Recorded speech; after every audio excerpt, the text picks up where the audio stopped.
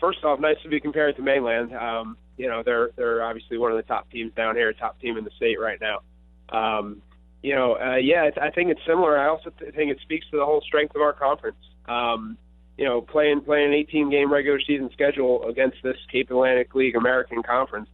That's what gets our Cal teams ready to make these runs, and I don't think it's any different with us. We struggled early, but our kids stayed focused. Our coaches stayed with them, and it feels good. It feels good to have it all come together and have the run that we're on right now. A close win over St. Rose a round ago, a convincing win yesterday. And the fact is you guys are doing it on the road, obviously. As a lower seed, you're having to go on the road sort of time after time. And if you go back a few games, this all started by knocking off the defending sectional champ in St. Joe. I mean, getting that first playoff win under your belt this season, how much momentum did that create in terms of heading into the next round and then the next round? Well, that was a big one. They knocked us out last year when we were the 1 seed, and they came to Holy Spirit and punched us in the mouth and knocked us out of the tournament. So when we got matched up with them, that was our first goal. We got to exact a little revenge and get back on the right track, and we were able to do it.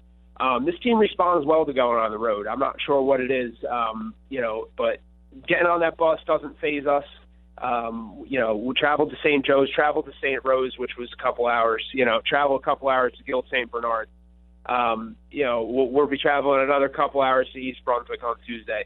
And that's fine with us. I think the group of guys we have, it enables us to get our minds right, get focused, know what we're going to do when we get there. We don't come off that bus, with too much energy or too little energy. We have the right frame of mind to step off that bus and get a job done and come out and play baseball. So like I said, we're fine. We had a couple of long trips during the regular season, which really helped us. So this isn't anything new for us. And we look forward to doing it again on Tuesday. We the kids kind of bought in. We had that road warrior, underdog mentality, and the kids bought into it. We talked to you, about a month and a half ago, and a slow start to the season, and we talked about you're dealing with a lot of young kids, maybe playing varsity baseball for the first time, getting a starting spot for the first time. How encouraging is it to you, not only to be on this run, but to be doing it with so many underclassmen? Sure, you have a handful of seniors in there, but these are guys that if they can play this brand of baseball, it should have Holy Spirit getting at least back to this point in a few years to come. Sure. I mean, the most encouraging thing is our guys on the mound.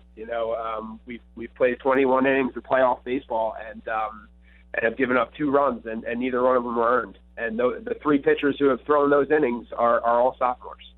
Bobby Spicer, Billy Crowell, and Jules Masella. 21 innings between them, and they've stepped up. So yeah, that sure is encouraging to know that we have those 3 for the next couple years. But yeah, it's been a mix. It's been our young sophomores.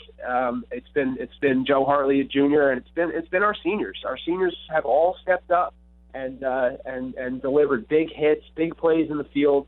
A lot of good leadership, good base running. It's been nice to see because when you're a senior on a team that doesn't come out of the gate very well. I've seen it a ton of times. It's easy to fold up and, get ready for graduation, get ready for prom, and get ready to go to college. But these guys came to work every day, understood what was going on, and understood that this situation could come up, and I'm just happy we're doing it for them. They graduate tomorrow, and we're still playing baseball, which is really cool.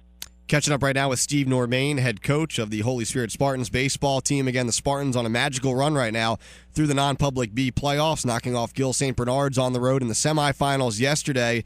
That means the Spartans move on to the non-public B final. They'll take on Marist at East Brunswick Tech. And, Coach, I know geography wasn't the NJSIA's best subject in school. It's always kind of strange to see what's classified as South Jersey, North Jersey. We always have this conversation during basketball season.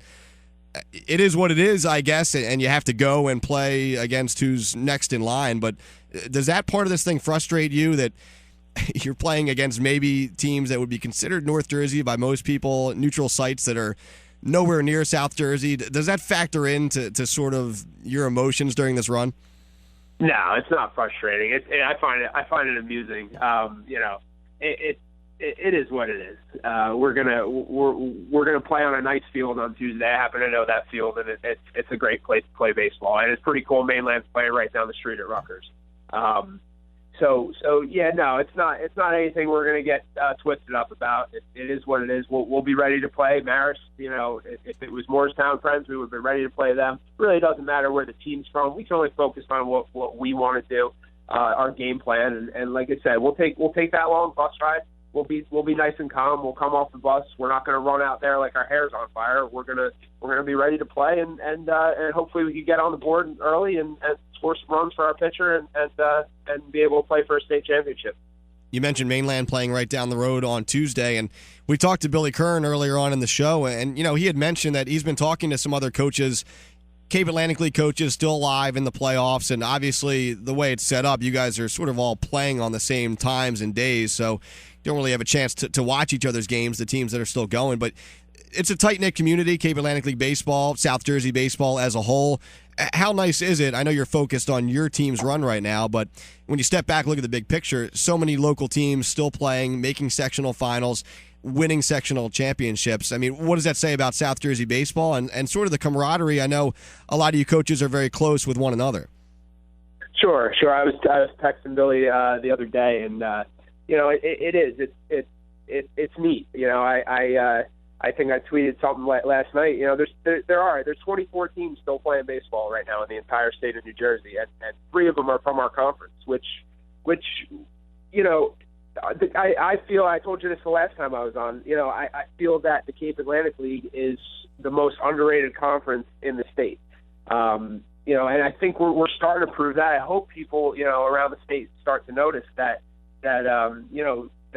these teams are here and we're ready to play. We come ready to play against North Jersey schools. We're going to compete, and it's the same brand of baseball. It's really neat to see Buna's still going, Mainland still going, and of course us still going. It's cool to see, and the same way, Mainland's a couple miles down New Road.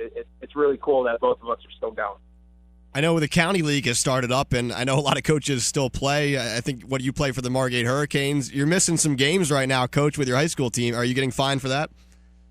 Oh, I'm sure I'll get fined from Yogi, but that's fine. I'll gladly pay those dollars to still be going here. But that comes second at this point. We're just excited we're on this run. What do you guys have to do on Tuesday to bring home this sectional title? I mean, you're playing against another top team. You've been the underdog every game so far. That doesn't change. It's a bigger game, obviously, a bigger stage. There'll be more people there. Do things change? Does the preparation change going in? Does the talk to your guys change before stepping off that bus? No. We're keeping the same routine. We just got finished with practice. We practiced last Saturday, 8:30 a.m. We practiced today at 8:30 a.m. We're going to keep the same routine. We'll get a good look on Monday. Last week we had a bunch of our alumni guys come back and throw to us. Mike Adams, Mike Diani, Fran Casey got on the mound. Chris Scarlett, Rob Vaselli was there. Guys who have moved on but still want to help our program out, give us live looks at pitchers, and that helps us out big time. We'll look to do the same this Monday. And then the report we've gotten so far on Marist is they have a real good pitcher. I've been following him a little bit all year. He's pretty good, but again, he threw 7 innings yesterday, so I'm not quite sure whether he's coming back on 4 days rest. I expect him to. We're going to prepare like he will. But they're a quality team. We do have some common opponents and stuff, so we'll see what information we can get on them. But no, our preparation doesn't change. It's and that's the best part about this group. They pretty much stay on an even keel, and we'll get off that bus in East Brunswick ready to go and play our game, and I have full confidence in our guys that we'll be ready. All right, Holy Spirit getting a chance to play Marist for the South Jersey non-public B title on Tuesday. The Spartans, again, a Cinderella run through the playoffs so far. Head coach Steve Normane, thanks for hopping on board, and best of luck to you and your guys on Tuesday and the rest of the way.